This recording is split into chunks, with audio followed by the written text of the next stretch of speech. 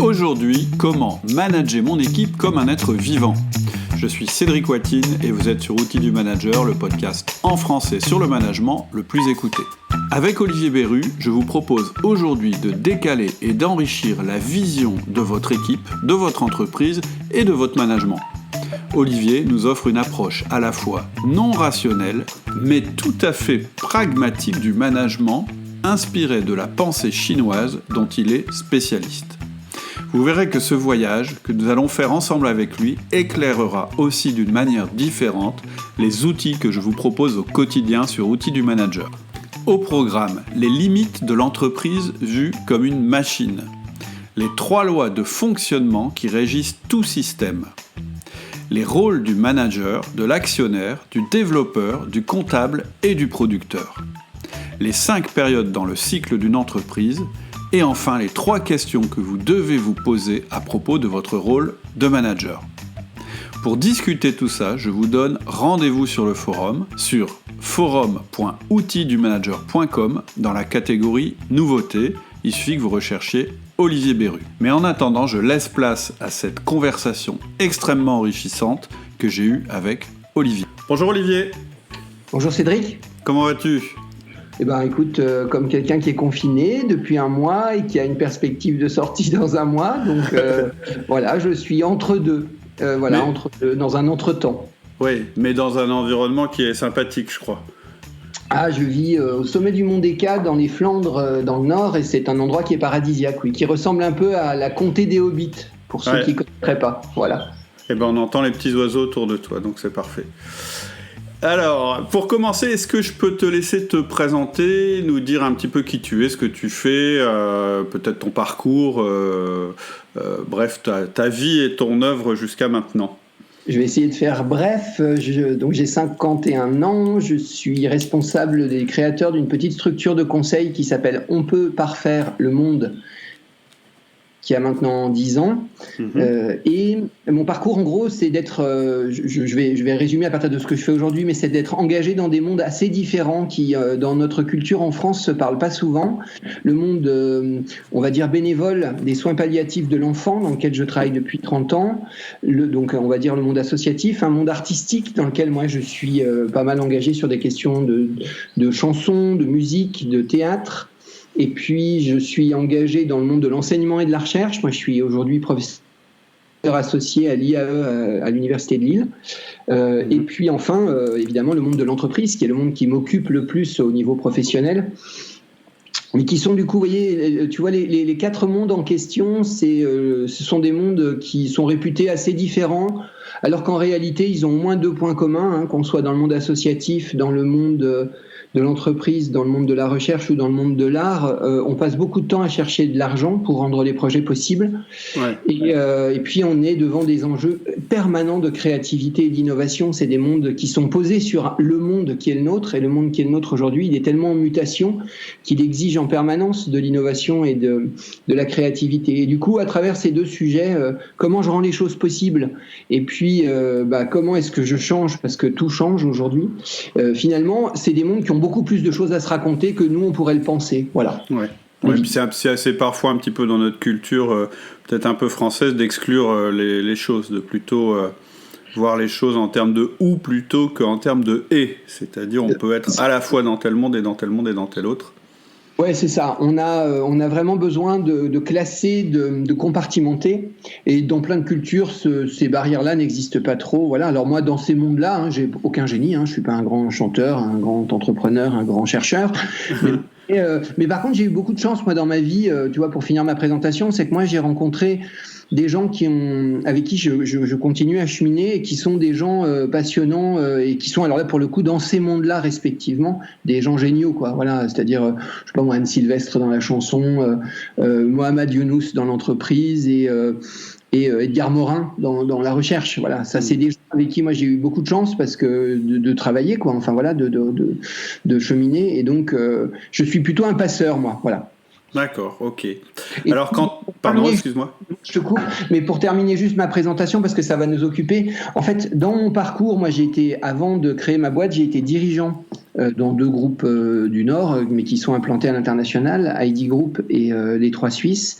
Et dans mon parcours aux Trois Suisses, qui a duré une quinzaine d'années, j'ai été le patron de Trois Suisses en Chine, à Shanghai. Et donc, voilà, j'ai découvert un modèle qui va nous occuper aujourd'hui. Ça, c'est pour te permettre de faire une transition. Oh, wow, j'ai presque plus rien à dire, c'est formidable. On voit le métier. Ouais, le métier d'aujourd'hui, le sujet d'aujourd'hui, c'est voir l'entreprise comme un être vivant. Moi, j'ai vraiment eu envie de faire cette interview parce que tu étais intervenu dans mon entreprise il y a quelques années sur ce sujet-là. Et moi, j'avais trouvé ça vraiment intéressant. D'abord, à un titre tout à fait pratique pour mon entreprise, mais aussi, pour moi, c'était une autre façon de voir les choses et ça avait occasionné un changement de paradigme. Et donc, en général, quand tu nous parles de ça, voir l'entreprise comme un être vivant, tu démarres en nous disant qu'on a tendance à voir déjà, nous, l'entreprise comme une machine. Bah oui, parce qu'en fait, nous, et c'est alors vraiment notre force, hein, donc il faut surtout pas y renoncer de mon point de vue, mais nous, on est baigné dans la culture occidentale et donc dans une culture qui est hypothético-déductive ou cartésienne et donc qui pense vraiment de façon scientifique pour aller vite. Et du coup, sans qu'on s'en rende compte forcément, la façon dont on imagine nos entreprises, quand on pense à nos organisations, à leur fonctionnement, c'est une façon qui fait implicitement référence à la machine, c'est-à-dire à des objets qui sont assemblés ensemble, qui correspondent, mais qui ont une forme d'autonomie. Et donc, voilà, on fait des silos par métier, on fait des flux, on fait des process, voilà. Et encore une fois, tout ça n'est absolument pas dans mon idée à mettre à la poubelle, pas du tout. C'est juste que cette façon de regarder l'entreprise qui a beaucoup d'efficacité, qui conduit à une forme de rationalisation des process et des métiers, elle se heurte au fait que l'être humain ne tient pas dans cette métaphore unique de la machine et que la machine, évidemment, ce qu'elle ne prend pas en compte, c'est la dynamique et la dimension du vivant. Et donc, voilà, ce pourquoi moi je plaide beaucoup aujourd'hui, c'est pour qu'on complète. Et aujourd'hui, ça prend une actualité énorme, on va avoir l'occasion d'en parler, mais dans un monde qui est en transformation, le propre du vivant, c'est de s'adapter. Le propre de la machine, c'est de faire toujours plus de la même chose. Encore une fois, je suis caricatural, hein, parce que aujourd'hui, notamment quand on part dans les machines intelligentes et avec l'intelligence artificielle, on commence à avoir des machines qui ont des caractéristiques du vivant. Hein. Donc voilà. Donc moi, j'entends ça, la machine au sens mécanique du mot. Et donc voilà. Mais oui, on a souvent une façon de regarder nos entreprises qui est, on va dire, rationnelle et donc qui renvoie à l'idée que les choses sont posées. Comme on ouvrirait le capot d'une machine, quoi. Et bon, ça, encore une fois, ça a tout un domaine de pertinence et d'efficacité qu'il faut surtout pas oublier, mais ça peut être complété. C'est un peu l'idée, pour moi, de la métaphore. On parlait de l'interculturel. Hein, quand on part dans une autre culture, c'est un peu comme si on allait à la conquête d'un autre œil supplémentaire. Et donc, quand on a une culture et qu'on passe à 2, on commence à voir en relief. Quand on a 3 cultures, on commence à voir dans une 3e façon. Et donc, l'interculturel nous permet non pas du tout de renoncer à ce qui a fait notre culture, mais à la compléter par d'autres choses. Voilà, parce que le propre finalement d'une culture, c'est de regarder le même réel, mais de ne pas le comprendre de la même façon. Et ça ouvre des possibles. Et alors, quand on est manager et quand on est dirigeant, en gros, c'est une de nos missions récurrentes, c'est de trouver des possibles quand, en gros, nos collaborateurs viennent nous dire, ça marche pas, quoi. Voilà. Ouais, clairement. C'est un peu une façon de parler du métier de manager que, voilà, un collaborateur, quand il dit il faut absolument que je te voie d'urgence, c'est pas pour nous donner une bonne nouvelle. Donc on est sans arrêt saisi. On est sans arrêt saisi des impossibles de notre organisation, en fait. Et pour affronter ces impossibles, si on garde les mêmes lunettes et le même point de vue, en gros, on va finir par adopter le fait que c'est effectivement impossible. Alors que c'est pas notre job. Et donc, en tout cas, moi, cette décentration par une autre façon de regarder les choses, je trouve que ça rend hyper créatif. Évidemment, des fois, ça marche pas, hein, des fois, ça suffit pas, des fois, voilà, c'est pas un outil magique, mais c'est un outil qui réouvre des perspectives et puis qui permet, on va l'illustrer ensemble, je pense aujourd'hui, mais qui permet de se poser des questions qu'on se pose pas d'habitude, en fait. C'est ça l'intérêt aussi de la démarche. Voilà. Tout à fait, ouais. Et dans la notion de machine, il y a peut-être aussi une notion de permanence, c'est-à-dire une machine, elle est posée là, elle est là pour faire toujours la même chose, et donc elle est figée dans le temps, alors qu'on a besoin d'une approche évolutive dans l'entreprise probablement. C'est ça. Voilà. On a besoin des deux sans doute. On a besoin à un certain moment d'avoir bien fixé, d'avoir stabilisé, de rendre fiable et répétitif les choses. Voilà, la métaphore mécanique marche très très bien. Ouais. Et puis effectivement, des fois, on est confronté à du changement, de l'impossible, de l'imprévisible, de l'incertain. Et là, la machine est relativement peu pertinente. Ok. Et donc toi, tu as une autre approche, ou en tout cas, tu décales ta vision, tu gardes celle de l'entreprise, de la machine qui peut être utile, et tu voudrais aussi qu'on voit l'entreprise comme un être humain. Qu'est-ce que ça veut dire en fait, en gros, voir l'entreprise comme un être humain? Déjà, c'est bien clair que ça veut dire qu'on passe non pas dans une pensée qui est scientifique, mais dans une pensée qui est analogique. Si je dis « regardons l'entreprise comme un être vivant », je dis on fait comme si l'entreprise était un être vivant. Ça veut dire qu'on s'autorise à mettre des choses en correspondance qui n'ont pas de correspondance intrinsèque mais scientifique, mais qui ont des correspondances analogiques. Donc ça veut dire déjà que je dis, ok, posons notre pensée rationnelle et cartésienne, encore une fois sans la renier, mais en la laissant reposer, et ouvrons-nous à une pensée qui est plus une pensée artistique ou une pensée symbolique, qui consiste à dire, mais je peux observer, contempler une entreprise en me disant, au fond, quand on y réfléchit, une entreprise, elle est née, elle s'est développée, elle a grandi, elle a changé des fois de métier, de secteur, elle a eu des attaques de concurrents, elle a eu peut-être des fois l'occasion de racheter ou d'acquérir une autre entreprise. Enfin bref, la métaphore du vivant, et puis elle peut évidemment mourir, et puis elle va évidemment un jour mourir sans doute. Enfin voilà, donc on peut tout à fait finalement parler de l'entreprise assez simplement en se rendant compte que bien sûr elle a une dimension mécanique, mais elle a aussi une dimension, je dirais presque physiologique de développement. Voilà. Et alors ça, qui est relativement simple à comprendre, comme on vient de le voir, moi je cherchais depuis très très longtemps à l'aborder à travers ma recherche universitaire sur la complexité et le travail que j'avais fait avec Edgar Morin, mais j'y arrivais pas parce que dans nos concepts justement de sciences de la complexité, on est assez vite compliqué pour des gens qui sont opérationnels et qui sont concrets dans l'entreprise, parce qu'on parle d'auto-éco-organisation, parce qu'on parle de rétroaction, d'effet feedback, enfin bref, on a beaucoup de choses on a beaucoup de difficultés à appréhender la complexité dans un discours cartésien. Et alors moi j'ai eu beaucoup de chance, c'est que quand j'étais en Chine pour 3 Suisses, je me suis intéressé à la façon dont les Chinois formaient leurs managers, puisque j'allais diriger des gens qui étaient chinois en Chine, quoi. Et alors là, mais à ma plus grande surprise, c'est que mon premier cours de management à l'université de Shanghai, ça a été un cours de médecine traditionnelle chinoise. Et à un point tel que moi je me suis dit, je me suis planté de cours, quoi, c'est pas possible. Voilà, parce que moi je débarquais à Shanghai, donc quand on arrive en Chine, on fait pas les malins, mais je me suis dit, même Olivier, ça se trouve, tu t'es planté d'université, quoi, parce qu'on est complètement paumé, on lit rien, on est vraiment perdu. Mais non, c'était bien le bon cours, la bonne fac, le bon thème.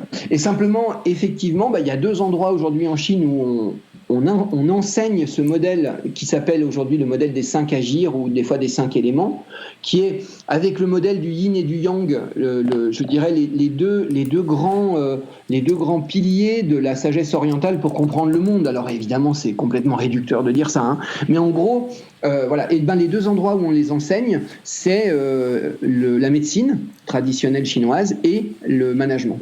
Et donc la métaphore est très très claire. Un manager dans la sagesse traditionnelle chinoise, je ne vous parle pas aujourd'hui, ça c'est important de le dire, du fonctionnement de la Chine contemporaine. La Chine contemporaine, elle est mondialisée, elle a absorbé un certain nombre de notre fonctionnement. Voilà, donc je ne parle pas du tout de la Chine actuelle, je parle de la sagesse traditionnelle chinoise. Eh bien, dans la sagesse traditionnelle chinoise, en fait, le manager, c'est le médecin de son équipe.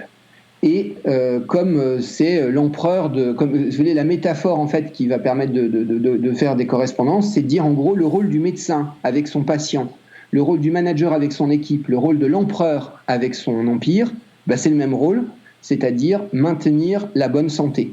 La grande question en Chine, c'est de dire l'état normal d'un être vivant, c'est la bonne santé. Et du coup, il y a une conséquence très intéressante pour nous, c'est qu'en fait, on ne va pas voir son médecin en Chine quand on est malade, on va le voir 4 fois dans l'année lorsqu'on est en bonne santé. Et si on fait ce que notre médecin chinois nous raconte, eh bien, le jour où on tombe malade en dehors de ces rencontres, il doit nous soigner gratuitement jusqu'à ce qu'on ait recouvré la santé. Et donc voilà, c'est encore une fois, ça n'est absolument pas incompatible avec notre vision à nous, parce que je vais quand même voir le médecin si je suis malade, mais l'idée c'est que l'état normal du vivant, c'est la bonne santé.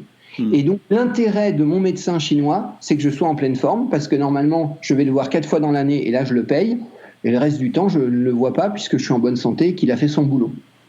C'est intéressant aussi à regarder du côté manager, c'est-à-dire le rôle du manager, c'est de faire que son équipe soit en bonne santé, et c'est son rôle principal, et donc ça veut dire une interaction régulière et vérifier que tout va bien, et donc on n'est pas forcément dans un modèle où on impose, où on fait des injonctions, etc.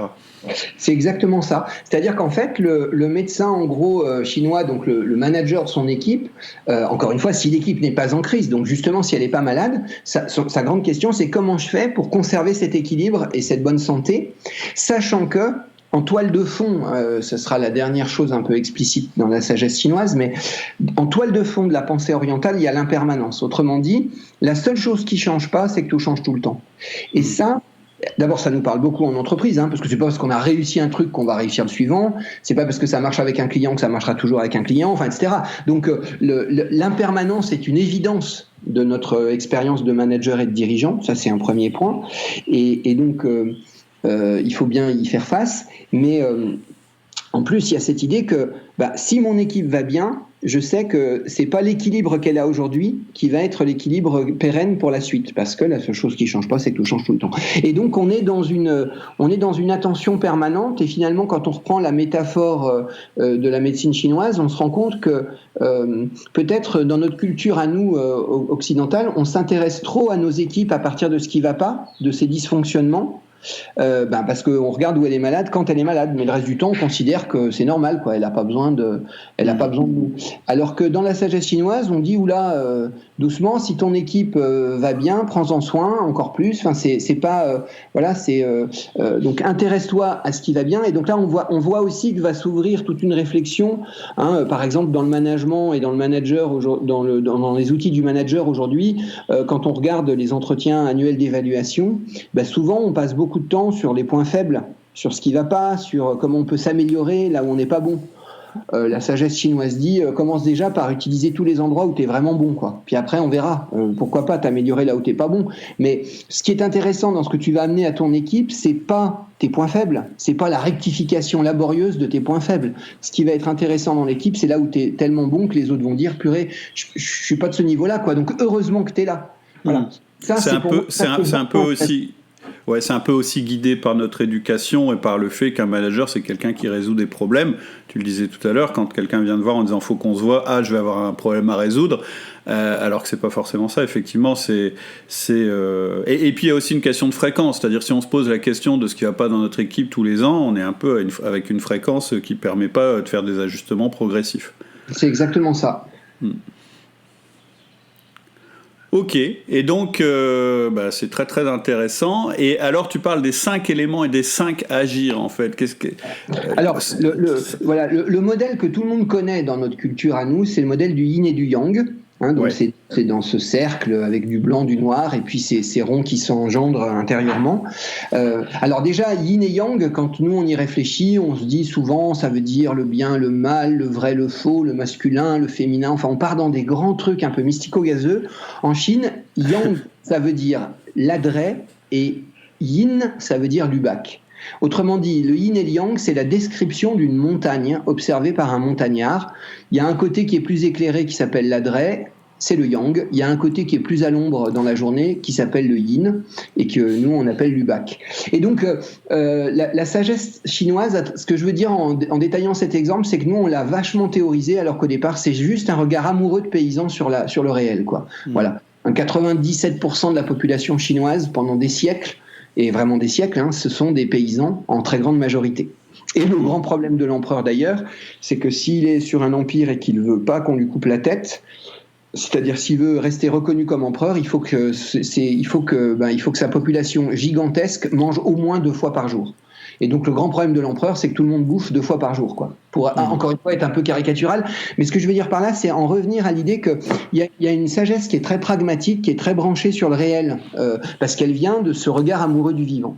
Et donc, nous, on connaît le yin et le yang. On n'a en général pas intégré qu'entre le yin et le yang, il y a du vide, hein, le vide médian.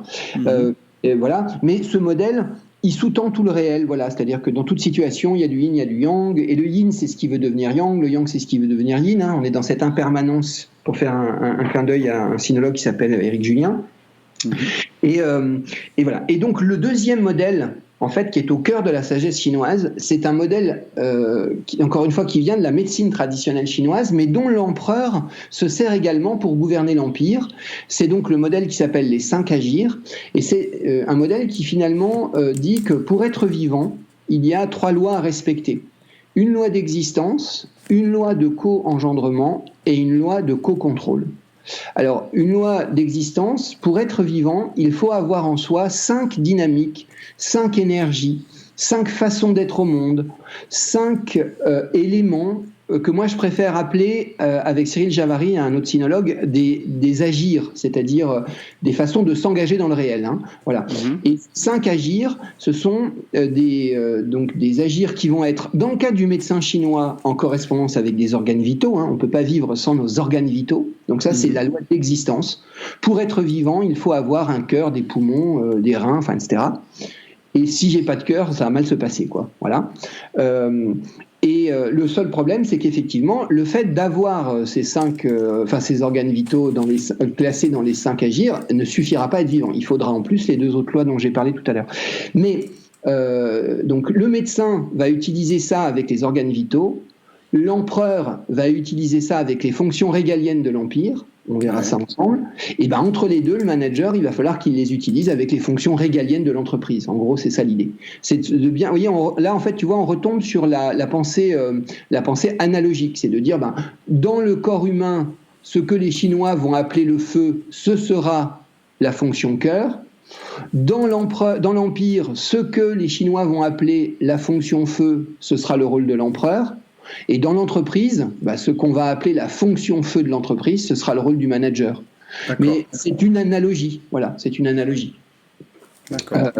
Et donc, encore une fois, ça n'a pas de portée de démonstration, ça a une portée d'inspiration ou d'intuition, mais pas une pensée de démonstration. Voilà. D'accord. Donc, ces 5 agirs, là, si je les détaille un tout petit peu maintenant, la loi d'existence, elle dit il y en a 5, et les Chinois les ont nommés avec des objets qui viennent du vivant et de la nature. Ils les ont appelés le bois, le feu, la terre, le métal et l'eau. Et donc, à travers ces fonctions-là, ces 5 grandes fonctions, on va pouvoir décrire tout ce qui est fondamental au vivant. Alors, typiquement, nous, les Occidentaux, hein, quand on dit, tiens, pour être vivant, il y a 5 agirs qu'il faut avoir, la première question, c'est pourquoi pas 6, quoi, enfin, ou pourquoi pas 4 ? Alors là, quand on pose cette question à un Chinois, il est un peu catastrophé, parce qu'il dit, mais en fait, Olivier, pourquoi pas 4 ? Parce que si t'en mets 4, ça marche pas. Et puis pourquoi pas 6 ? Parce que si tu as trouvé un truc qui marche à 5, on va pas s'emmerder à en chercher un 6e, quoi. Et tu vois, un côté très pragmatique de cette pensée. En fait, à 4 ça marche pas, à 5 ça marche. Donc dès qu'on a trouvé un truc qui marche, on l'utilise, mais on n'a pas besoin de compliquer, de voir si par hasard il n'y en a pas un avec un 7. Enfin, vous voyez, voilà, on n'est pas du tout là-dessus. On est beaucoup plus pragmatique. Alors c'est quoi ces 5 agirs ? C'est en fait 5 fonctions primordiales du vivant. Alors comme on a dit qu'on prenait un peu la métaphore de l'être humain, on peut raconter la vie de quelqu'un avec ça, c'est assez simple. Tout commence dans le temps de l'enfance. Et pour les Chinois, le temps de l'enfance, ils l'appellent le bois. Parce que le bois, c'est le seul être vivant qui grandit toute sa vie et qui grandit toute l'année. Il grandit toute sa vie, un arbre meurt en croissance, et il grandit toute l'année parce que l'hiver, il fait des racines, et l'été, il fait des branches. Et donc, l'être vivant qui incarne par excellence l'idée de grandir, c'est l'arbre, c'est le bois. Et donc, évidemment, c'est la métaphore du temps de l'enfance. Et le bois, c'est quoi, en gros, sa pulsion primordiale ? C'est la conquête, c'est-à-dire c'est aller là où il n'est pas. L'arbre, il étend son réseau de racines et il étend son espace dans l'air en grandissant en permanence. Donc, la première pulsion du vivant, au fond, dans la sagesse, alors la première, parce que je commence par le bois, hein, mais la première pulsion du vivant, au fond, c'est de conquérir, c'est d'aller là où il n'est pas. Et donc, c'est la dimension du guerrier, finalement, hein, de celui qui va aller chercher quelque chose qui n'est pas dans son propre territoire au début. Et donc, la fonction bois, quand on va l'appliquer à l'être humain, on tombera sur la fonction du foie. Derrière le foie, il y a l'enjeu de la colère, d'aller là où on n'est pas, hein, de conquérir, de passer en force. Et puis, dans l'Empire, ce sera évidemment le général, le guerrier, la fonction de police, enfin voilà, tout ce qui va permettre un usage d'une force qui, à certains moments, est nécessaire.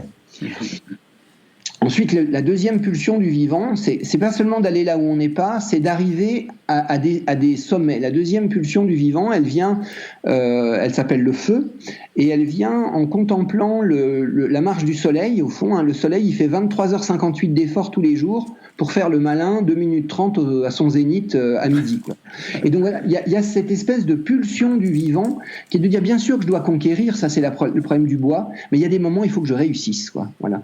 Et la question de réussir, elle est liée à la joie, hein, après la colère, c'est la joie. C'est la fonction feu. Dans l'être humain, le feu, c'est le cœur. Et dans l'Empire, le feu, c'est l'empereur. Et donc, on voit tout de suite qu'il y a une très belle définition du coup du management qui va venir, hein, parce que je rappelle que le cœur et l'empereur, c'est le manager dans la sagesse chinoise. Et ben finalement, l'empereur, c'est le gardien de la joie de ses collaborateurs et de ses clients. Voilà, c'est de se dire au fond, c'est quelqu'un qui a en charge ça. Et encore une fois, avec la mode pragmatique chinoise, hein, c'est-à-dire que si les gens ils bouffent pas 2 fois par jour, on va pas leur parler de joie, quoi. On va parler de manger. Mais une fois que les gens mangent, oui, l'empereur c'est celui qui doit les rendre heureux. Alors pas malgré eux, hein, on en parlera, mais voilà. Donc ça c'est le deuxième rôle, hein, c'est la fonction du cœur. Alors juste, je t'interromps 2 minutes. Le bois dans l'entreprise, ce serait quoi ? Ce serait le développement commercial ? Ce serait... C'est exactement ça. En fait, dès qu'il y a un mot nouveau qui apparaît dans notre dialogue, c'est forcément du bois pour l'entreprise. Parce que justement, l'entreprise qui est une machine, elle reproduit les choses qu'elle sait faire.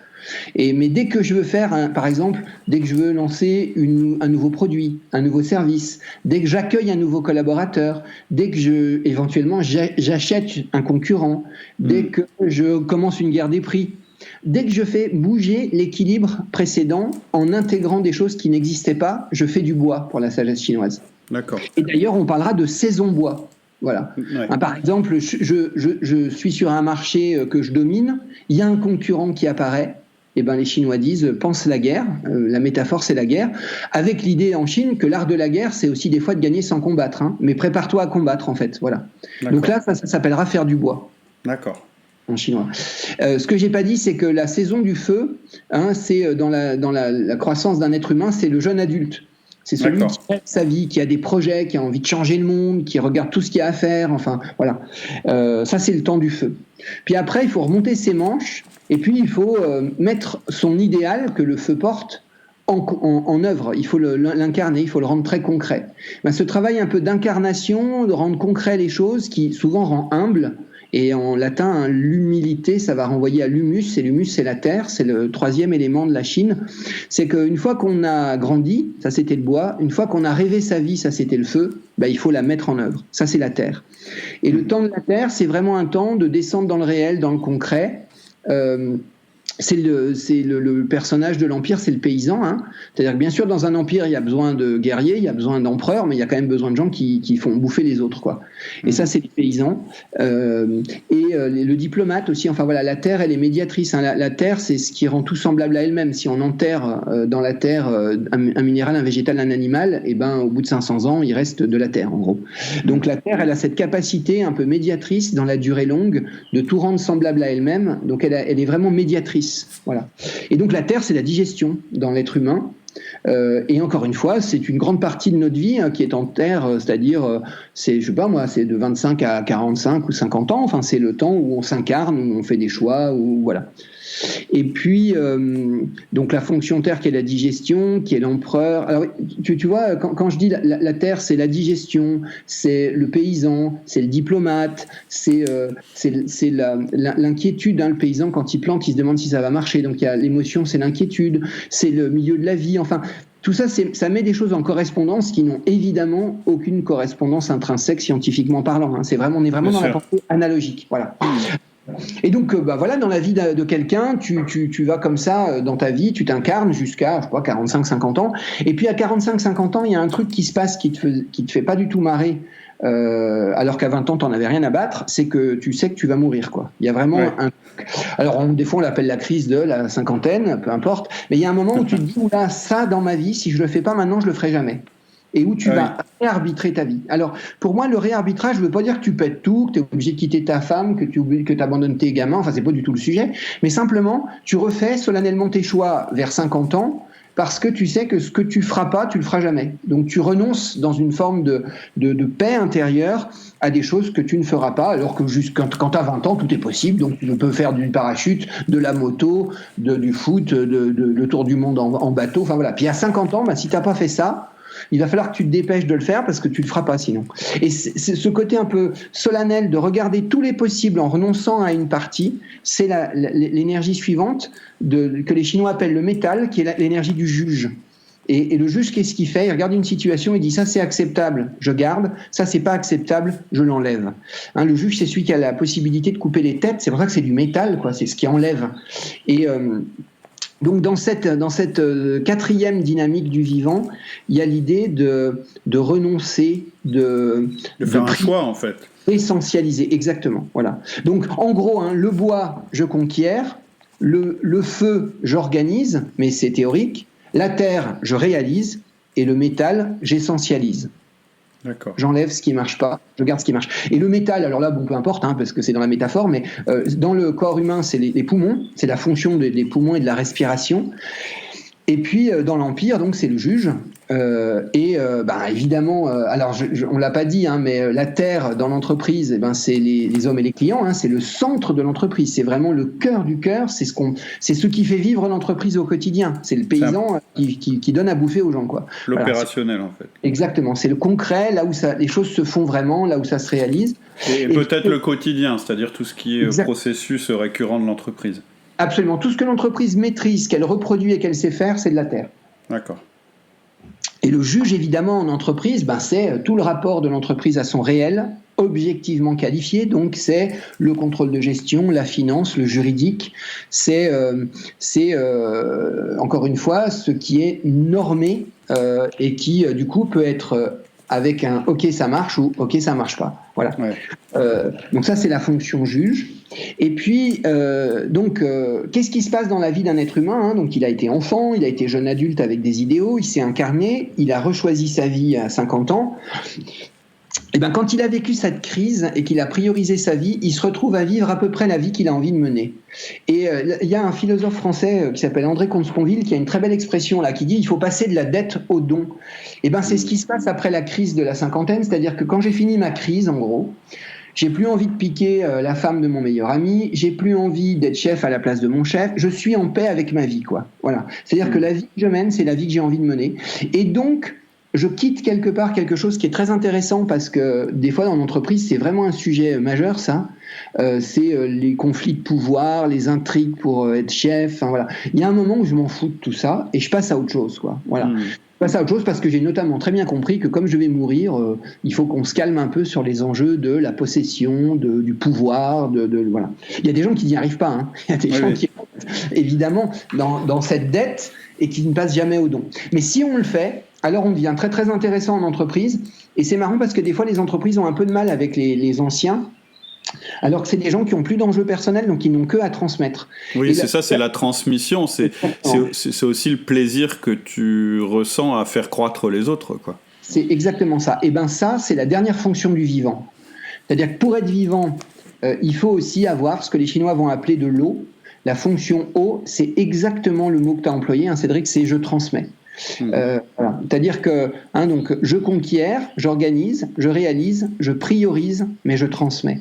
Et donc la question de l'eau, alors l'eau, c'est un truc qui est plus compliqué à percevoir en entreprise parce que l'eau, quand on y réfléchit par analogie, c'est quoi l'eau ? C'est invisible, c'est incolore, c'est inodore, ça n'a pas de goût, ça prend la forme du pot dans laquelle on la met. Donc pour un peu, on pourrait dire mais l'eau n'a absolument aucun intérêt, ouais, sauf que l'eau, c'est absolument vital. Et donc, l'eau, en fait, ça va être les richesses pour les Chinois. C'est-à-dire que les richesses, elles se transmettent. Et voilà. Et donc, dans l'entreprise, c'est quoi l'eau ? Si c'est les richesses, c'est le capital matériel, c'est-à-dire les actionnaires, mais c'est aussi le capital immatériel. C'est les savoir-faire, c'est les brevets, c'est les marques, c'est la culture de l'entreprise. C'est tout ce qui est informel, mais qui est fondamental. Voilà. Et donc, c'est un peu le goodwill. Exactement.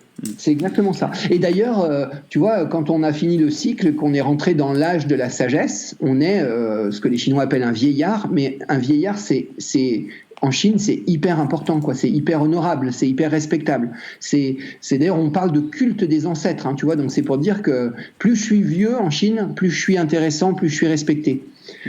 C'est d'ailleurs une erreur très, très banale, hein, qu'on fait nous les Occidentaux, c'est que des fois quand on veut s'implanter en Chine, on envoie un petit jeune en volontaire, en service volontaire là, mais pour les Chinois, mais c'est presque insultant, quoi, parce que si c'était sérieux, on enverrait un vieux, quoi. On n'envoie pas un jeune pour faire des choses sérieuses, voilà. Mais bref, peu importe, hein. Mais il y a toujours cette inversion de, encore une fois, on regarde le même réel, mais on le comprend pas pareil, quoi, voilà. Ça, c'est qui est réjouissant, hein, dans l'interculturel, évidemment. Alors, tu vois, si je reprends un peu les 5 fonctions régaliennes qu'on a posées, parce que la loi d'existence, évidemment, c'est la plus complexe à comprendre. La loi d'existence, elle dit, pour être vivant, il faut avoir en soi une fonction foie. Je dis une fonction, c'est pas que l'organe, hein. Tu vois, le foie, il y a la vésicule biliaire, enfin, il y a plein de choses. Mais voilà, il faut une fonction foie, une fonction cœur, une fonction de digestion, une fonction pulmonaire et une fonction, l'eau, c'est la vessie et les reins. Et c'est l'enseignant, le sage, dans l'Empire. Évidemment, en entreprise, on l'a dit, c'est l'actionnaire et le capital immatériel. Et quand on réfléchit à ces 5 fonctions, on voit qu'il y a quand même un organe vital qu'on n'a pas adressé. Alors, dans l'eau, il y a la vessie, les reins et les fonctions génitrices, hein, la reproduction. Parce que finalement, l'eau, c'est quoi ? La vessie et les reins, hein, les animaux, ils marquent leur territoire. Donc, c'est une façon de montrer ce que je possède. Et c'est ce que je possède que je transmets à nouveau. Tu vois, enfin, toutes les choses se tiennent assez simplement là, hein. Voilà. Et donc, cette fonction eau, elle complète, mais quand on y réfléchit, dans les organes vitaux dont j'ai parlé, il manque le cerveau, en fait. Hein, j'ai pas parlé du cerveau. Et le cerveau, il apparaît en réalité dans les 2 autres lois dont je te parlais, parce que je disais, hein, le modèle de la sagesse chinoise, il dit, pour être vivant, il faut avoir en soi 5 agirs. On vient d'en parler, mais il faut aussi que ces agirs travaillent ensemble correctement. Parce qu'encore une fois, évidemment, si j'ai pas un bon cœur, je peux pas être en bonne santé. Mais c'est pas parce que j'ai un bon cœur, des bons poumons, un bon foie, enfin, etc. C'est pas parce que j'ai mes organes vitaux qui vont bien que tout ce petit monde coopère correctement.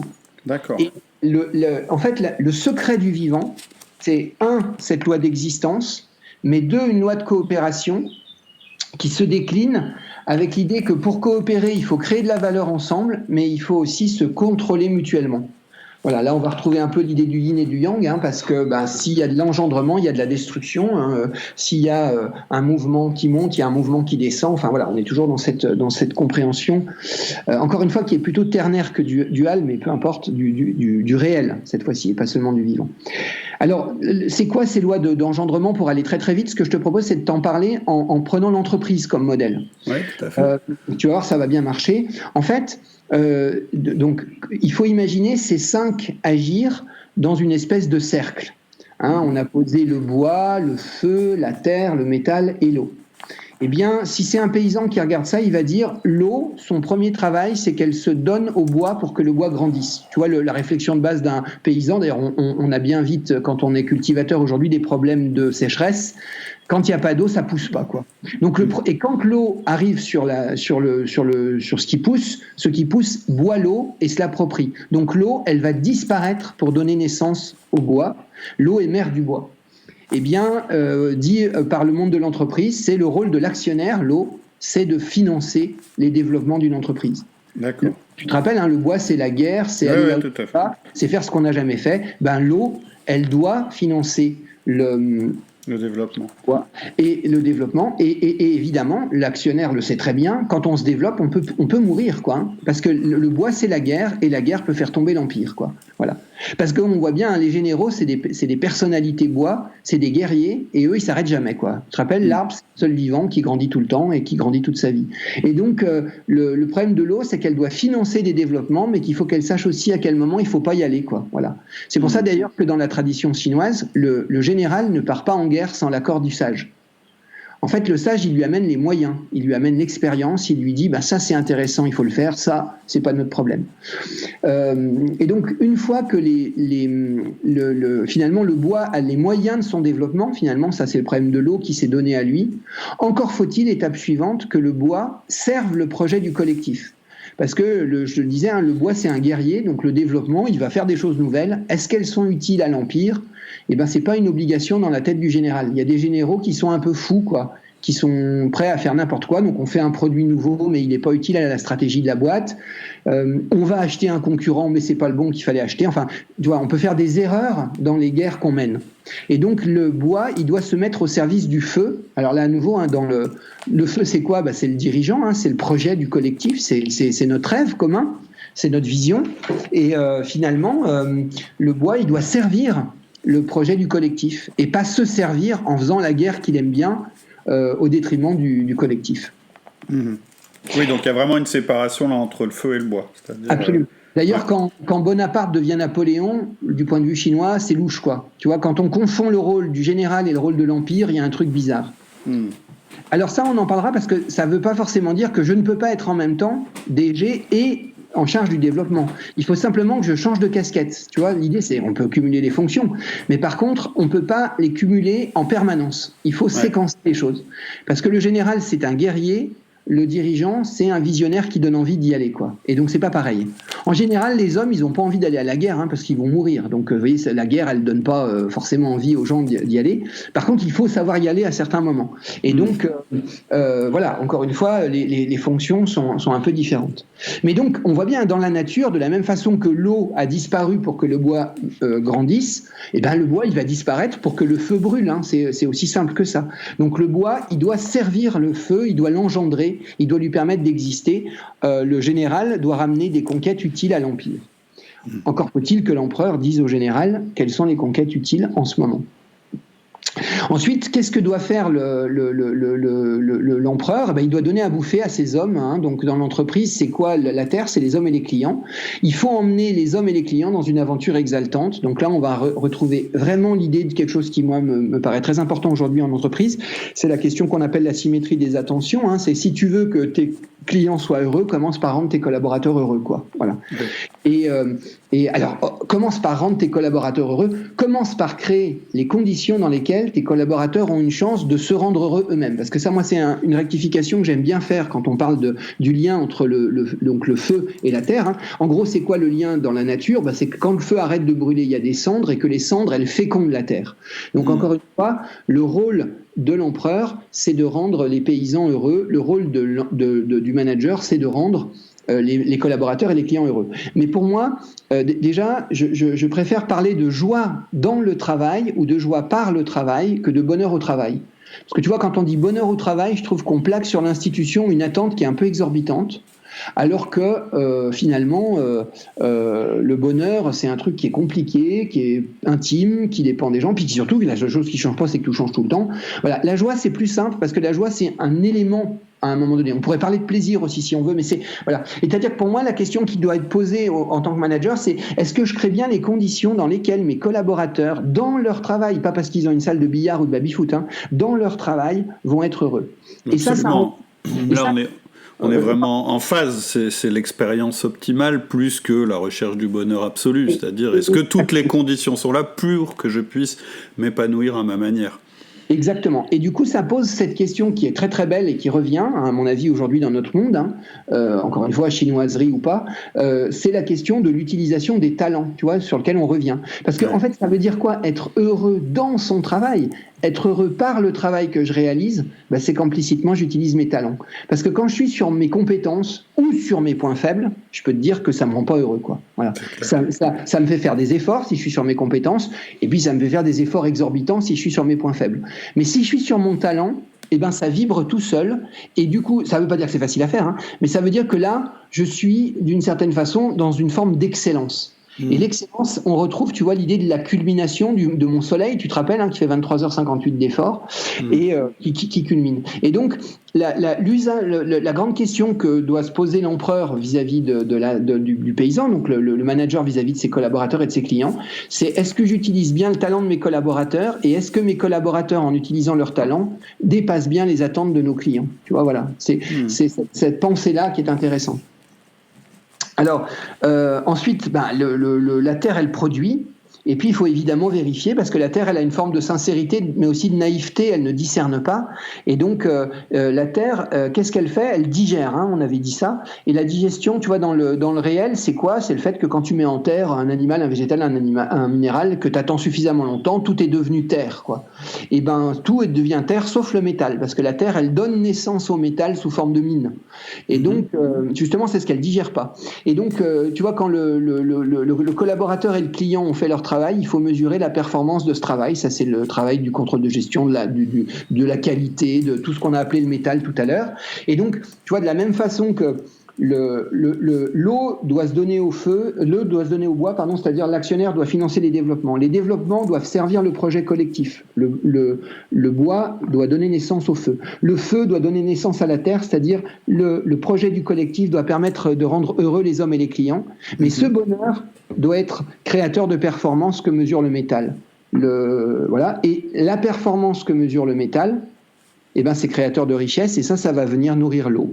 Alors le métal, il se donne à l'eau en Chine, ça c'est peut-être plus compliqué à comprendre par analogie. La seule métaphore que j'ai trouvée, c'est dire si tu mets une plaque de métal dans un brouillard, d'abord ça cristallise l'eau, donc l'eau va apparaître, et puis l'eau elle va faire rouiller le métal, donc elle va manger le métal, elle va le faire disparaître, et donc le métal disparaît pour que l'eau naisse.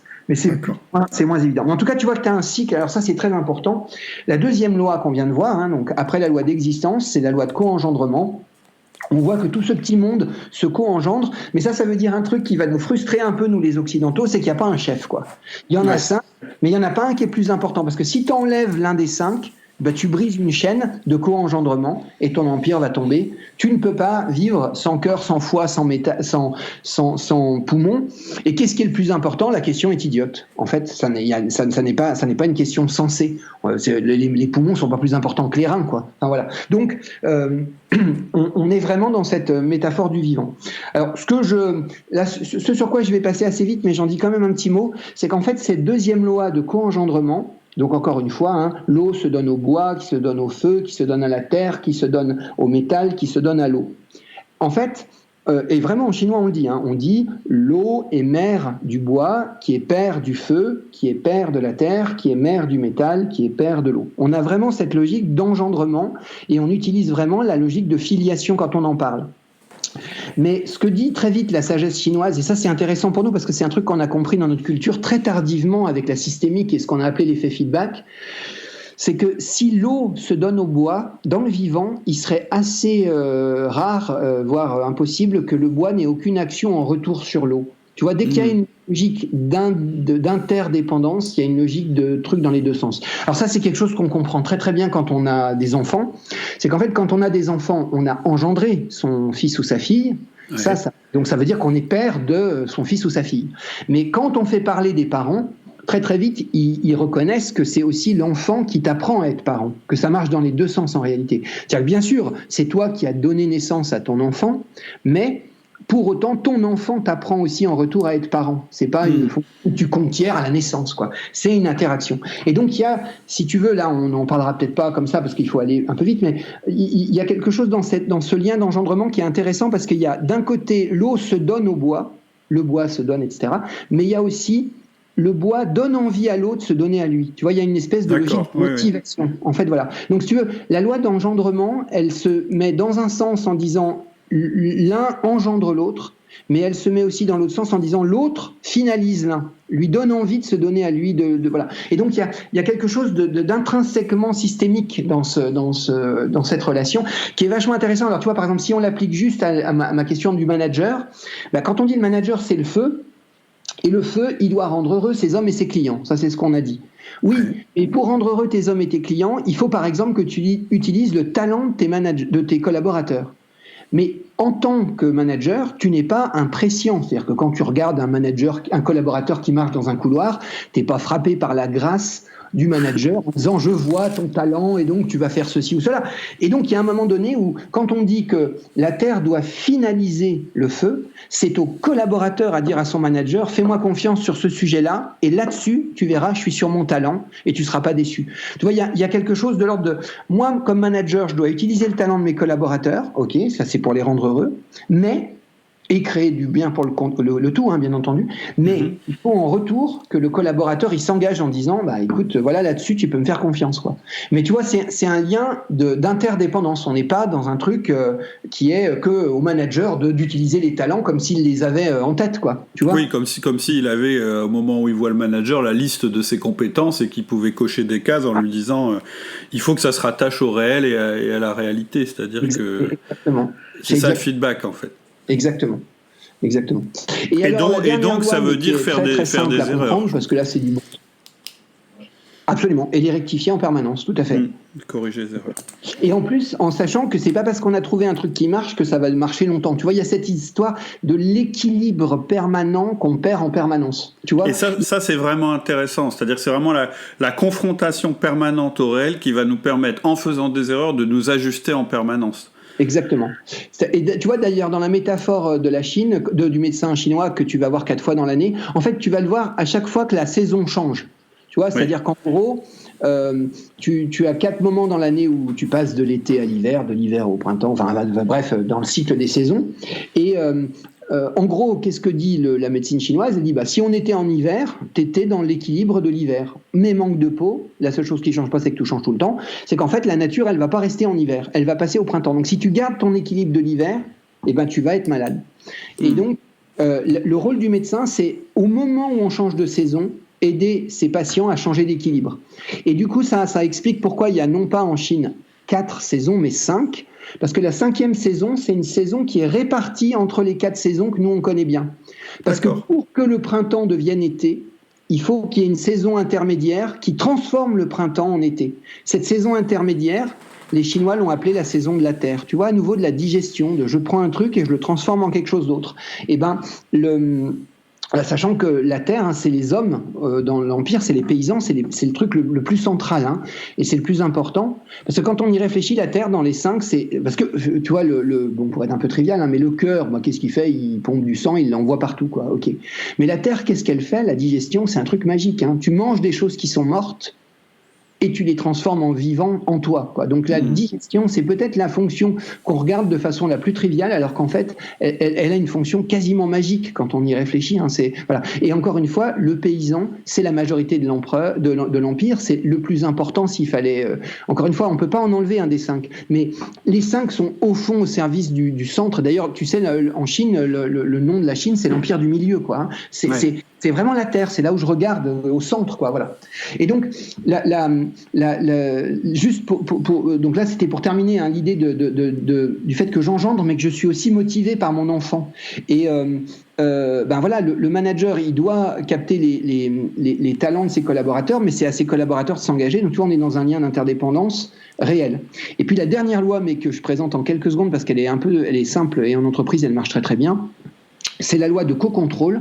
C'est l'idée de dire, bien sûr, il faut qu'on se co-engendre, mais il faut aussi qu'on se régule. Et à nouveau, alors ça c'est très intéressant, dans la sagesse chinoise, la régulation dans le vivant, c'est pas le rôle de l'un sur les autres. C'est un rôle qui est partagé, c'est-à-dire que chacun contrôle un autre et est contrôlé par un autre. Et en gros, là, on retrouve le culte des ancêtres. En fait, c'est notre grand-père dans le lien d'engendrement qui nous contrôle. Donc, par exemple, mais tu vois, c'est à nouveau un truc qu'on va comprendre très simplement en paysan. L'eau contrôle le feu. Tu vois, l'idée, c'est que si tu balances un seau d'eau sur un feu, c'est l'eau qui gagne, quoi. Voilà. Ouais. Donc, l'eau contrôle le feu. En entreprise, c'est une évidence. L'eau, c'est l'actionnaire. Il contrôle qui ? L'équipe dirigeante. C'est évident. Voilà. Le feu contrôle le métal, parce que tu te rappelles, le métal, c'est le rapport au réel, mais des fois, le feu, le rôle du dirigeant, c'est de dire, ça, c'est pas conforme au réel, mais moi, je prends un risque. Voilà. C'est-à-dire que ce projet, il coûte encore du pognon, mais j'y crois et on le fait quand même. Alors que le juge aurait dit, mais il faut arrêter, ça coûte trop cher, quoi. Voilà. Et le rôle du feu, c'est de dire à un moment donné, je prends un risque et j'y vais quand même, quoi. Voilà. Le rôle du juridique, c'est de dire au patron, attention, là, on n'est pas dans la loi. Et ben le patron dit, je sais, mais la loi, elle n'est pas toujours respectable sur ce sujet-là, donc je prends un risque et j'y vais. Voilà. Et donc, le feu contrôle le métal. Le métal, il contrôle le bois. Autrement dit, dans l'entreprise, le juridique, il doit quand même donner son accord avant que le marketeur fasse une pub, quoi. Tu vois ? Oui, et aussi limiter la conquête par moment en disant mais on va épuiser les ressources. Surtout que le bois ne s'arrête jamais. C'est exactement l'idée. Voilà. Ouais. Et donc, le rôle, et ça, tu vois, alors là, pour moi, dans mon expérience de manager, ça a beaucoup aidé ce modèle, parce que ça fait comprendre un truc très intéressant, c'est qu'au sein d'un comité de direction, il est tout à fait bien, bon et sain qu'il y ait une opposition entre le juridique et le marketing, par exemple. Mais oui, la confrontation. Voilà, exactement. Mais c'est pas une opposition de personne. Or, souvent, nous, dans notre fonctionnement, on pense très vite que s'il y a une tension, c'est un problème de personne. Alors qu'en fait, là, c'est un problème de fonction. Tu vois, c'est logique que les poumons contrôlent le foie, on va le dire comme ça en médecine chinoise. En tout cas, le juriste, oui, il doit donner, voilà, le financier, il doit donner son accord parce que si ça coûte 3 fois plus cher que ce qui avait été annoncé, c'est pas juste. Enfin, tu vois, voilà. Et encore une fois, le bois n'a pas de limite. Le bois s'arrête jamais. Donc, le bois, il a besoin d'être limité. Et d'ailleurs, on ne voudrait pas qu'il s'arrête, puisque c'est sa fonction de ne pas s'arrêter. Exactement. Alors, tu vois, donc là, on a vu les 3 premières co-contrôles, puis tu as après le bois qui contrôle la terre. Alors ça, c'est très intéressant aussi. Hein, ça veut dire quoi ? Ça veut dire que le général, il y a un moment donné où, quand il doit faire la guerre, il réquisitionne les paysans. Et les paysans, il leur dit charger, eh ben, il faut qu'ils y aillent, quoi. Et encore une fois, les paysans n'ont absolument pas envie de changer. Les paysans, ils ont envie de cultiver leur champ. Enfin, tu vois, la terre, c'est plus l'amour et l'inquiétude que la colère, quoi. Le bois, c'est la colère. Voilà. Et donc, c'est le passage en force. Et donc là, à nouveau en entreprise, c'est assez intéressant parce que ça permet aux dirigeants de se dire, oula, si je dois faire du neuf, tu te rappelles ce qu'on a appelé le bois en entreprise, c'est le développement, les nouveaux produits, les nouveaux services, aller dans un nouveau pays, accueillir un nouveau collaborateur, conquérir, acheter un concurrent. Enfin, c'est dès que je fais du neuf, je fais du bois. Et ben la Chine dit, attention, si tu fais du bois, tu vas épuiser ta terre. Et la terre, c'est qui ? C'est tes hommes et tes clients. Et donc, en fait, on comprend qu'il y a une... Et qu'est-ce que ça veut dire, ça, concrètement, en entreprise ? Ça veut dire que, par exemple, si je lance un nouveau produit, c'est assez rare que du premier coup, le produit soit parfaitement bien calibré, quoi. Tu vois ? Et ça veut dire quoi ? Ça veut dire que les premiers vendeurs du produit aux premiers acheteurs du produit, ils vont quand même... il va y avoir des tensions, quoi. Parce qu'effectivement, l'acheteur, on lui aura promis un truc qui marche peut-être pas encore. Et le vendeur, du coup, il va se faire engueuler par l'acheteur en disant « mais tu te fous de moi, tu m'as dit un truc et c'est pas du tout ce qui se passe ». Mais c'est normal, c'est un nouveau produit, donc au début, ça marche pas. Et c'est normal, c'est la métaphore de la guerre. Et quand l'entreprise a appris à faire quelque chose de neuf de façon fiable, ben c'est devenu de la terre, justement. Tu vois, la terre a digéré le truc et elle l'a intégré dans ses process. Voilà. Ah oui, donc, oui, c'est vraiment intéressant. Le parallèle, là, il est assez évident dans la stratégie d'une entreprise. Tu vois, il redit que dans la vente, au fond, il y a 2 sujets très différents. Alors ça, c'est évident, hein, mais on le sait, mais tu vas voir, c'est intéressant. D'un côté, on dit la vente, il y a une dimension de conquête. Ça, c'est la prospection, c'est aller chercher des nouveaux clients. Et là, la Chine dit, mais si tu veux trouver des nouveaux clients, pense la guerre, quoi. Puis après, il y a la fidélisation. Il y a garder des clients. Et là, la Chine dit, oula, si tu veux garder des clients, il faut justement que tu arrêtes la guerre, il faut que tu passes à la terre, à l'amour, au lien, à la création de liens. Tu vois, le bois, c'est la colère. La terre, c'est l'amour et l'inquiétude, quoi. C'est se faire du souci pour l'autre. Et donc, il y a vraiment ces 2 tensions. Et la sagesse chinoise dit, ces 2 tensions sont antinomiques. C'est-à-dire que si tu fais trop de conquêtes, tu vas épuiser ta terre. Et ça, on voit bien que dans un certain nombre d'univers aujourd'hui, il y a une survalorisation de la conquête par rapport à la fidélisation. Tu vois, moi j'ai travaillé 15 ans dans la vente à distance, on a sans arrêt regardé les nouveaux clients qu'on accueillait, donc ça c'est de la conquête, mais on ne s'est pas intéressé beaucoup aux clients qu'on déclassait. Et le problème de la vente à distance, c'est qu'il y a des fichiers dans lesquels on enlevait plus de clients qu'on en faisait rentrer, quoi. Voilà. Mais tu vois, tu peux avoir l'inverse. Moi, sur une de mes sociétés actuellement, je connais l'inverse. Ah ben c'est tout à fait possible. Là, tu vois, à nouveau, la question de la Chine, c'est le juste équilibre. Ni trop, ni trop peu, quoi. Si tu fais pas assez de conquête, tu vas être complètement out dans le monde qui change. Et si tu fais que de la conquête, tu vas épuiser les gens qui travaillent avec toi. Parce que c'est compliqué, la conquête, c'est la guerre, quoi. Donc tu peux pas être en guerre tout le temps. Voilà. Hyper intéressant. Tu vois, le dernier lien qui est complètement oublié pour moi, c'est les actionnaires commandent l'équipe dirigeante, donc l'eau commande le feu commande le métal commande le bois commande la terre. Mais ce que notre monde oublie très très souvent, c'est que la terre, elle commande l'eau. Alors comment on le comprend dans la nature? Pour les Chinois, l'eau, c'est le fleuve. C'est pas la mer, tu te rappelles, l'Empire du Milieu, on tourne le dos à la mer, on la regarde pas. C'est pas les nuages, parce que les nuages et la pluie, ça bouge tout le temps, donc ce qui bouge, c'est du bois. Par contre, l'eau, c'est le fleuve qui s'écoule. Et le fleuve, il s'écoule dans quoi? Dans son lit. Et le lit, c'est quoi? C'est la terre qui porte l'eau. Et donc, il y a vraiment dans l'idée de la terre qui tient l'eau, l'idée que l'honneur de l'eau, c'est d'obéir à la terre. Tu vois, c'est vraiment ça. Et ça, en entreprise, c'est vachement intéressant parce que c'est qui l'eau? C'est l'actionnaire. C'est qui la terre? C'est les hommes et les clients. Et alors là, vraiment, pour moi, ça pose une question majeure pour notre monde et notre temps, c'est de dire, mais quel est le rôle de l'actionnaire aujourd'hui? Est-ce que l'actionnaire, il se considère dans le système au service du système? Ou est-ce qu'il se considère comme un actionnaire vorace en dehors de tout ça? Il garde le lien avec l'équipe dirigeante en lui mettant un flingue sur la tempe et en disant plus 15 à chaque trimestre où tu sautes? Ou bien est-ce qu'il considère qu'il rentre dans le système et qu'il se met au service des hommes et des clients? Et dans mon expérience, assez souvent, si on a des actionnaires adressables, on leur fait des études de marché, donc on lui rend visible les attentes de ses clients, mais on ne lui fait pas forcément une étude de l'état social de sa boîte, de ses collaborateurs. Or, pour moi, réciprocité des attentions, le rôle de l'actionnaire, c'est de vérifier que dans le système dans lequel il est propriétaire, les hommes et les clients sont traités correctement. Et donc là, tu vois, on voit un peu intuitivement l'idée que l'actionnaire, au fond, il a trois parts dans l'argent qu'il possède. Il y a une part qui doit lui revenir, puisqu'il a pris des risques, donc bien entendu, il faut qu'il soit payé. Mais il y a une part, tu te rappelles, qui doit financer les développements. Ça, on le sait en général très bien quand on est actionnaire, parce qu'on a peur de perdre. Mais par contre, il y a une part qui doit financer la fidélisation. Tu vois, la terre, elle commande à l'eau. Et la fidélisation, alors je suppose que c'est 3/3, tu vois, il faut réfléchir, mais en tout cas, dans beaucoup d'univers, on peut mépriser l'un de ces équilibres, quoi, voilà. C'est normal que l'actionnaire se paye, c'est normal qu'il paye les développements, c'est normal qu'il donne une partie de l'argent que le système gagne aux hommes et aux clients. Ça, c'est de la fidélisation. Et ça, tu vois, on retrouve cette idée de la transmission. Forcément, l'eau, c'est la transmission. Comme le bois, c'était la conquête, comme le feu, c'est la culmination, la terre, la réalisation, et le métal, le choix et la mesure, quoi. Voilà. Ok, bah écoute Olivier, c'est hyper intéressant. Tu vois, j'avais prévu de te poser des questions d'application concrète, mais je pense que tu l'as fait au fur et à mesure, et c'est ça qui est vraiment bien quand on t'entend, c'est qu'à chaque fois, il y a du théorique et il y a de l'application tout de suite, de la réflexion et de l'application possible tout de suite derrière. Tu vois, pour conclure peut-être sur cet outil-là, ce que je peux juste te dire, c'est les questions qu'on peut se poser quand on est manager, comme c'est un blog à la destination des managers et des dirigeants. Absolument. Quand tu regardes la fonction feu, et quand tu te souviens que le feu, c'est l'empereur. Alors la vie de l'empereur, j'en dis juste un petit mot, l'empereur, il a deux saisons, une saison chaude, une saison froide, yin-yang, et dans ces 2 saisons de 6 mois, il fait la même chose. Pendant 4 mois, il écoute les sages de son empire qui viennent lui dire, voilà dans la région dont je m'occupe ce qui se passe. Ensuite, il réfléchit 2 mois dans son jardin, et après, il fait un discours de 3 heures à sa cour pour dire ce qu'il va falloir faire dans les 6 mois qui viennent. Tu vois, ça c'est le cycle de l'empereur. Et ben, quand tu regardes le fait que le manager, dans la métaphore qu'on a développée ensemble, c'est le feu nous fait nous poser 3 questions, et ensuite la vie de l'empereur nous en fait poser 3 aussi, que des fois on ne se pose pas. La première chose, c'est que le feu, tu vois, la métaphore du feu, c'est dit, le feu, ça éclaire. Et donc le premier rôle du manager, c'est de donner du sens, c'est de porter le sens, c'est donner un sens au travail, et donc c'est faire une connexion entre l'intime et l'ultime, tu vois, l'intime de chaque collaborateur et l'ultime de la raison pour laquelle on est là ensemble. Ça, c'est l'éclairage du feu.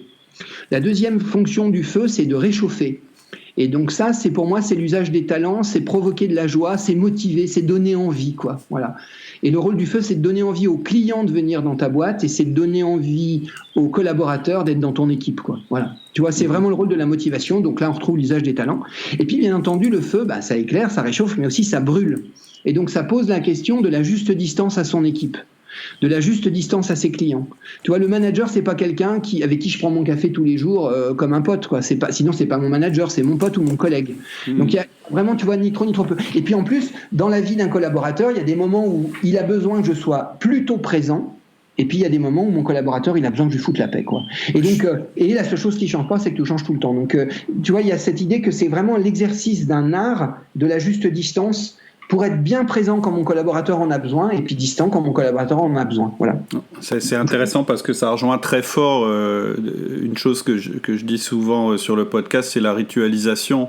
C'est-à-dire que le manager, il ne doit pas être là en permanence dans son équipe, mais il doit ritualiser son management, c'est-à-dire y être régulièrement, et il y a une espèce de battement en fait, qui doit se faire entre le moment où il réfléchit, le moment où il est clair et le moment où il est en écoute par rapport à son collaborateur. Exactement, et tu vois, tu as utilisé le mot battement. On est vraiment dans la fonction cœur, quoi. Tu vois, vraiment. Ah oui, c'est vrai.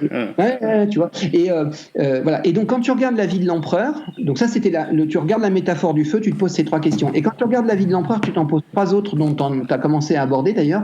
La première, c'est quand est-ce que j'écoute ? Parce que l'empereur, il passe 4 mois sur 6 à écouter ses sages, quoi. Ouais.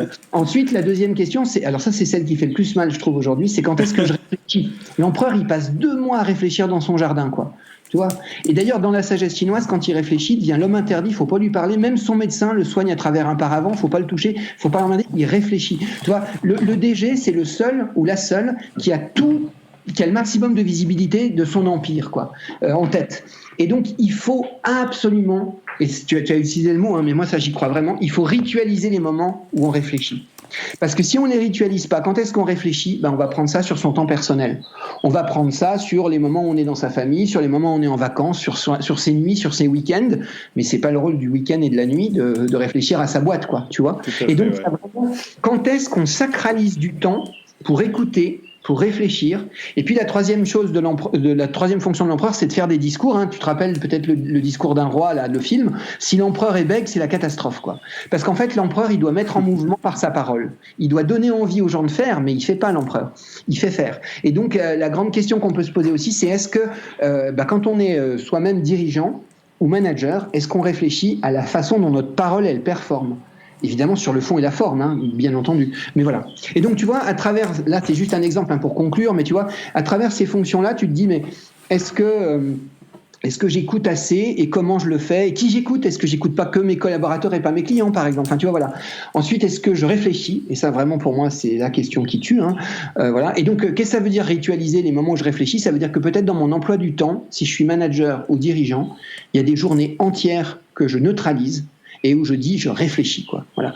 Et pour réfléchir, l'empereur, il va se balader dans la nature et dans les jardins. Tu vois, il n'est pas au milieu de sa cour quand il réfléchit. Il s'isole et il pense, quoi. Voilà. Et ensuite, évidemment, il fait son discours. Voilà. Donc voilà, c'était un peu des exemples, hein, pour terminer, mais il y a plein d'endroits où tu peux appliquer cette dynamique du vivant, et qu'encore une fois, elle te dit, quand tu penses à ton entreprise comme un être vivant, tu te mets à te poser des questions que d'habitude tu te poses pas. Et quand tu te poses des questions que d'habitude tu te poses pas, il est possible que tu trouves une idée intéressante, quoi. Voilà. Ok, écoute, c'était hyper intéressant, je te remercie beaucoup parce que ça avait beau être différent de ce qu'on entend tout le temps, ça n'en est pas moins pragmatique et voilà, je te remercie beaucoup.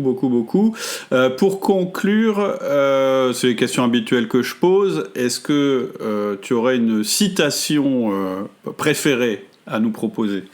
Ouais, c'est un proverbe chinois que j'adore qui dit qu'un arbre qui pousse droit finit en planche. Ça veut dire que dans la vie, il faut tirer des bords, quoi. Faut essayer, rectifier, changer, faut s'adapter. C'est vraiment une question, un petit clin d'œil important au monde qu'on vit aujourd'hui. C'est un monde qui est en grand changement. Il faut essayer, puis on trouvera peut-être pas du premier coup, mais on finira par trouver. Ok. Est-ce qu'il y a un livre que tu peux nous conseiller, peut-être en rapport à ce que tu viens de dire ? Et évidemment, tu as le droit de proposer un des livres que tu as écrits.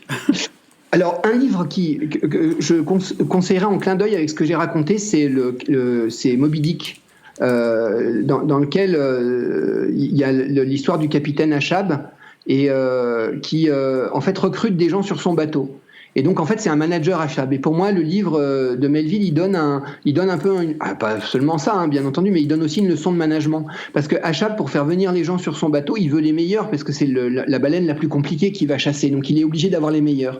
Mais s'il dit aux gens qu'il va avoir sur son bateau qu'il va chasser la baleine blanche, il voit bien que les gens sont pas tout à fait convaincus. Et donc le gros travail d'Achab dans le livre à un moment donné, c'est de recruter son équipage en comprenant intimement les gens qu'il veut mettre dans son bateau pour pouvoir leur donner une raison de faire un lien entre le projet du collectif qui va être de chasser la baleine blanche et la vie intime de chacun de ses collaborateurs.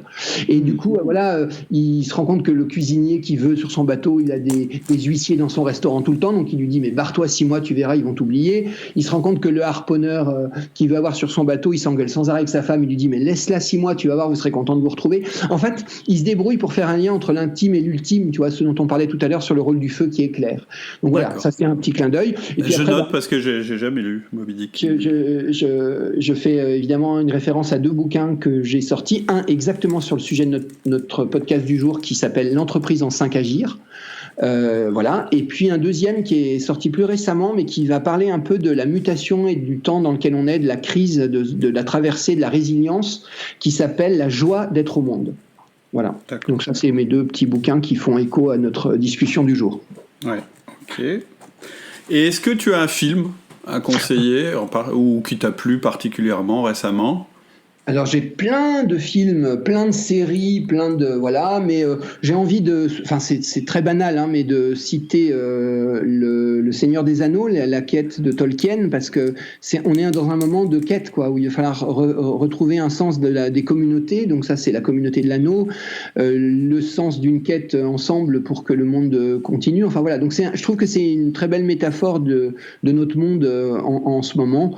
Voilà. Après, il y a plein de films, plein de séries, plein de choses qu'on a l'occasion de voir et de revoir en ce moment très particulier où on est confiné. Mais voilà, j'ai envie de dire, c'est très banal, hein, parce que c'est quelque chose que les gens ont souvent vu, mais je trouve que c'est intéressant de le revoir avec cette idée de dire ben voilà, on a un monde à réinventer, quoi. Si c'est ça la quête de Frodon, comment il fait et avec qui il avance, enfin voilà, c'est rigolo de revoir ça avec l'actualité en background, je trouve.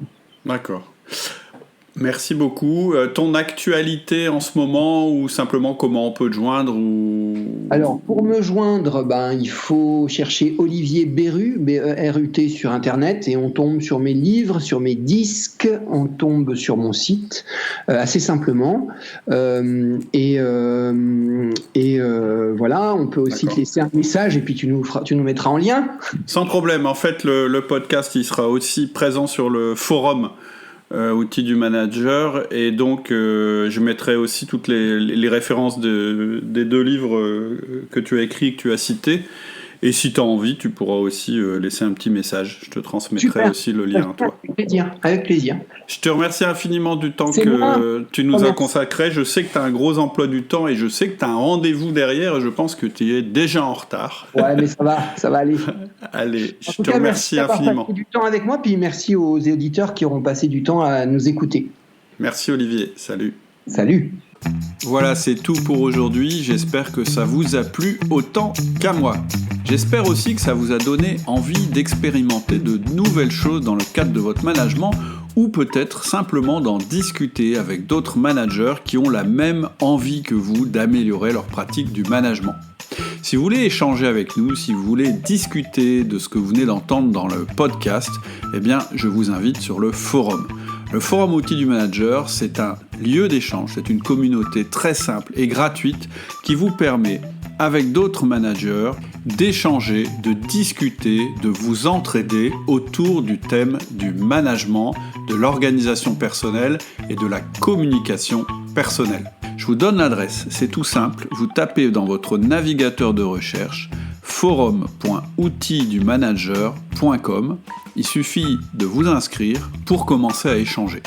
Et le petit plus, c'est qu'actuellement, si vous êtes actif sur le forum, eh bien vous avez accès à une formation au management totalement gratuite.